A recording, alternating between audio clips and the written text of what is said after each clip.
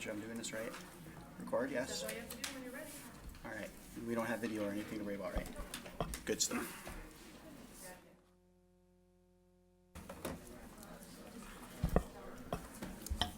Okay, welcome to the Finance Committee meeting. It's Tuesday, May 9th. With me is Alderman Mark Stoyer, Alderman Tom Duane, Alderman Tom Slottick. I'm Joe Moore.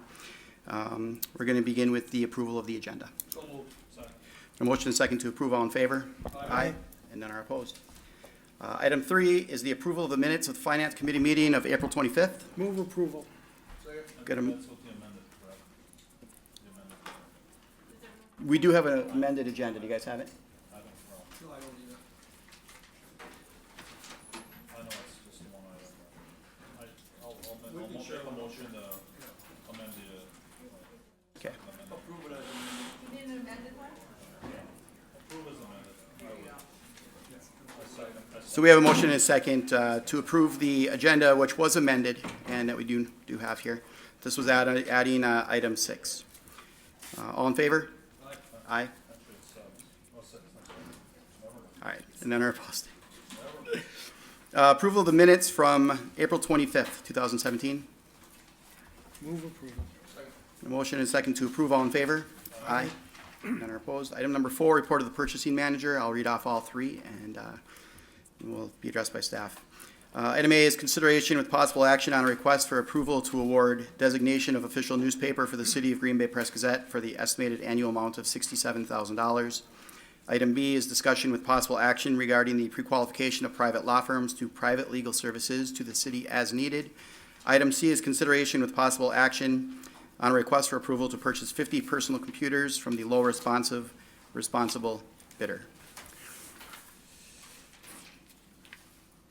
See if I can make a microphone work. I think so. Ready? Yes, staff. Well, the annual newspaper award is a formality. It's required by the state of Wisconsin. In Green Bay, we only have one option. We send out a bid, and Press-Gazette responds. The rates are set by the state of Wisconsin, and we are paying the state-approved rate. It went down about 0.8 of a point this year, but so did their circulation, so. Move approval. Got a motion and a second to approve item A. All in favor? Aye. Aye. Opposed? None. Okay, and item B regarding the private law firms?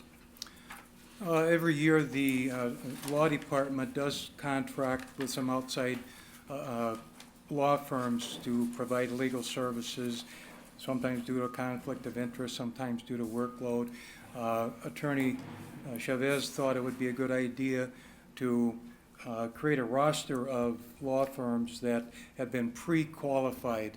So we sent out a request for qualifications stating what our requirements were. We had 9 respondents. We approved 8 of them. We denied 1 due to a conflict of interest. They represent a client that has a dispute with the city. So I've got a list of the approved.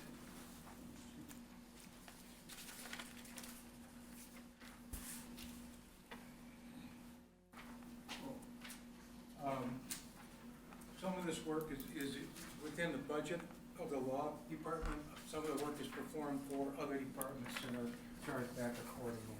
Thank you.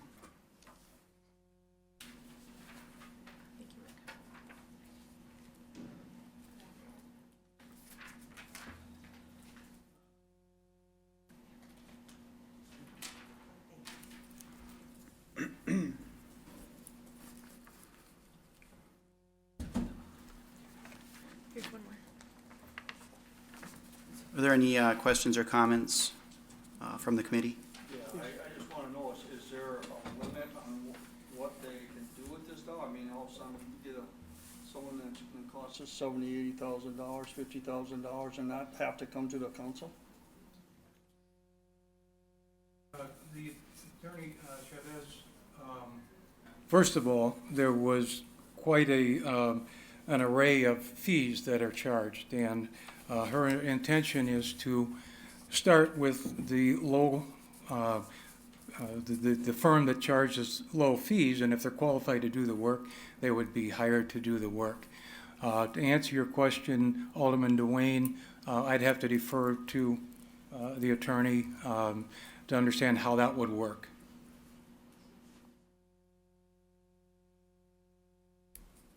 Thank you, Mr. Chairman. So the intent would be to create a list of law firms that would not have any work automatically assigned to them. It would still come through our normal process of retaining counsel. So if it's above the approved amount of $10,000, we automatically have to bring it to you all for approval. This is just the list of law firms that we would be able to go to. This way we all know that they are already qualified, they already have the right experience, they all, none of them have conflicts with us, and it starts just creating an easier way for us to get that work moving faster rather than looking for them at the last minute. Or if we find somebody that has an expertise in something, you know, we already know that ahead of time. So this is not intended to change any of our procurement processes. It's literally just creating a list of law firms. This way we know who is able to do what. And it's actually been really helpful because in doing this process, we learned that there are a number of law firms around, not just Green Bay, but around the state who provide services that we could potentially need, and who responded in areas that we didn't even really think we weren't thinking of at the time. So it's created a list. This isn't even comprehensive in the sense that we will never have to go outside of this, but the idea is that we're locked in their rates, and if they're capable of handling the work, we would go to the cheapest ones first and move up from there. But if we are able to get them to complete that work, we already know how much we're going to be anticipating from the costs. By our terms and conditions, so we don't have to go through that exercise with each time we need to employ somebody. I have a question, Mr. Chairman. Yep, Alderman Slotnick. Thank you, Mr. Chairman. I have a question for Vanessa. I'm aware of the conflict with the Von Briesen firm, so I'm not surprised to see that they're not on the list. My question is, I know that that firm does have some unique talent that could be applied in the future for something.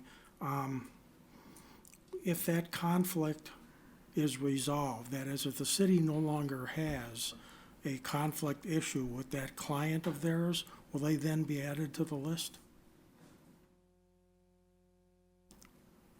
So the way we're doing it right now is the people who are being awarded for the duration of however long we're awarding it, and I don't remember if it's a couple years or 4 years or however long, this is the list we'd be working off of. Now, again, if it's something that's a special circumstance, or it's something that we don't anticipate, or the other firms are not experienced in, or they don't have any direct specialty or whatever, we could always look outside of this list. This is just creating some standard areas we know we're going to use. So if you guys want to put one back on, understanding that we won't be using them so long as a conflict exists, I think it's a possibility. It just wouldn't be, it would be pretty unorthodox. So the duration of this list is for several years? No, we did not determine a duration of the list. It's an open roster. In my view, we publicly advertised this, and we had the 9 respondents. I believe if somebody stepped forward and asked to be considered that didn't respond initially, I would think that we could consider them if go through the same qualification exercise. So this is just a starting point to have a list of pre-approved law firms. Okay, thank you. Alderman Slotnick, would you want to add that last name in as No, not amendment? at this point. I Okay. understand the reason that we're not going to use that firm right now. Okay. But it's because of a situation which may resolve itself. Right. And I just wanted to make sure that if the situation is resolved and that conflict no longer exists, there is an avenue for these people to get back on the list. I It think, that- sounds from what I'm hearing from the purchasing director that there is. I think we could reconsider the facts and have that conversation. Okay, thank you. Okay.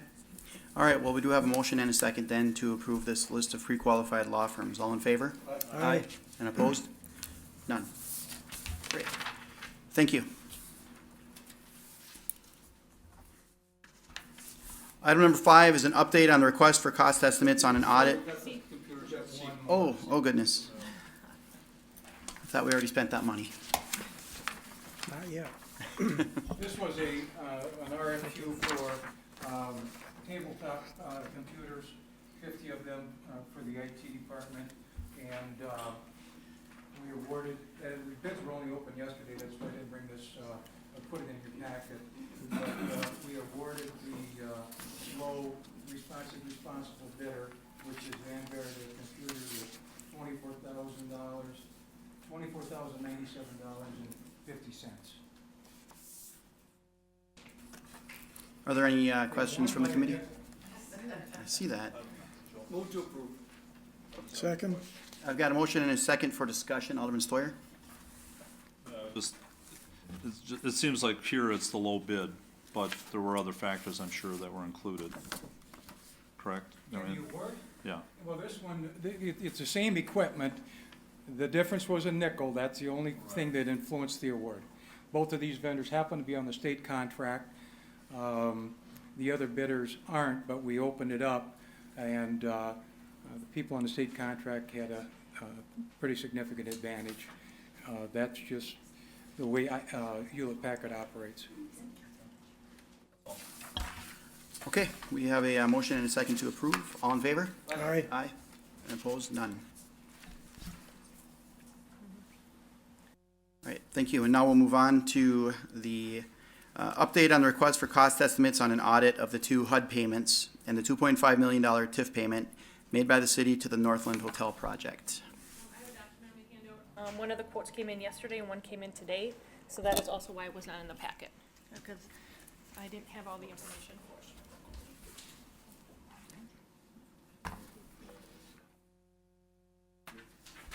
Thanks.